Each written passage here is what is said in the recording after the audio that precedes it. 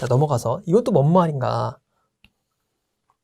자, 공무원의 그 불법 행위로 인한 손해에 대한 내용이에요. 옳은 것을 고르라고 했습니다.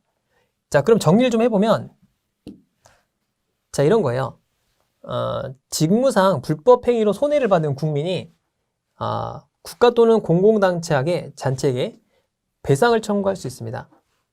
자, 공무원 자신의 책임은 면제되지 아니한다라고 규정하고 있어요. 그래서 이거에 대해서 이제 판단한 거죠.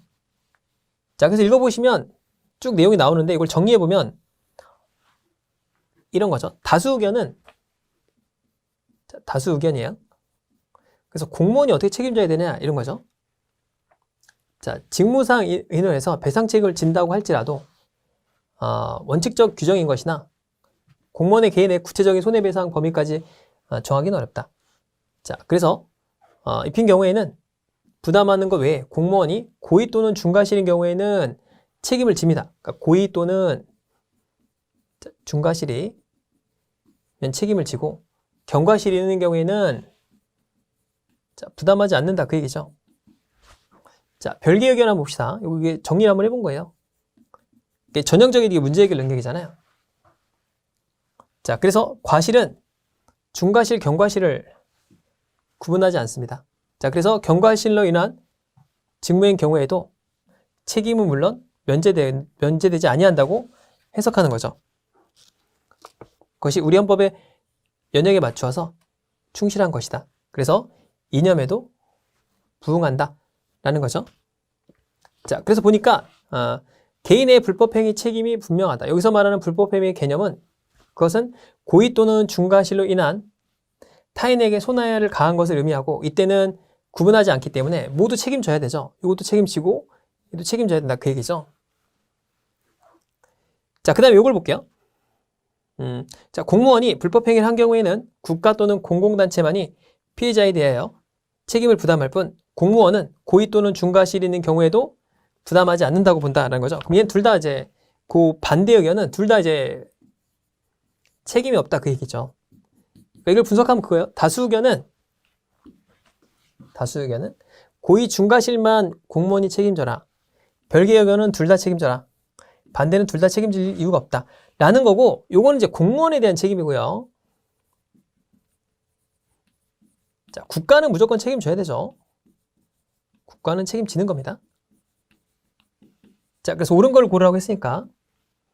자, 밑에 한번 볼까요? 요걸 보고서, 자, 밑에 표를 한번 봅시다. 자, 이걸 봅시다.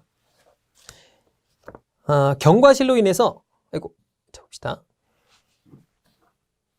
자, 경과실로 인해서 직무상, 여기 이제 별개고, 여기 이제 다수고, 여기 별개고, 이쪽이 반대예요.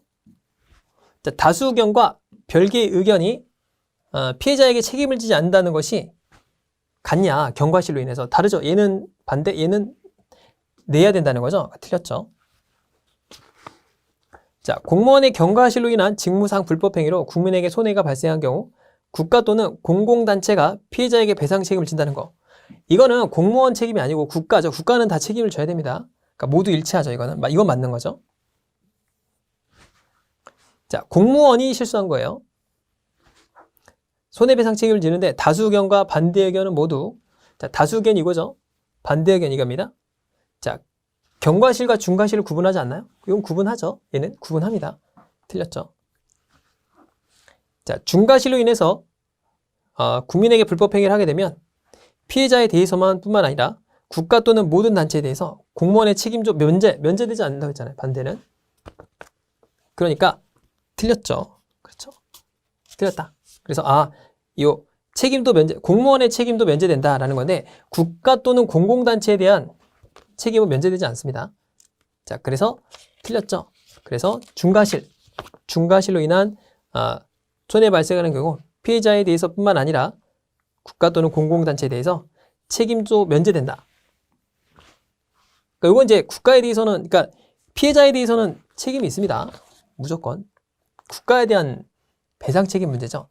그러니까 2번이 맞다. 라는 거죠.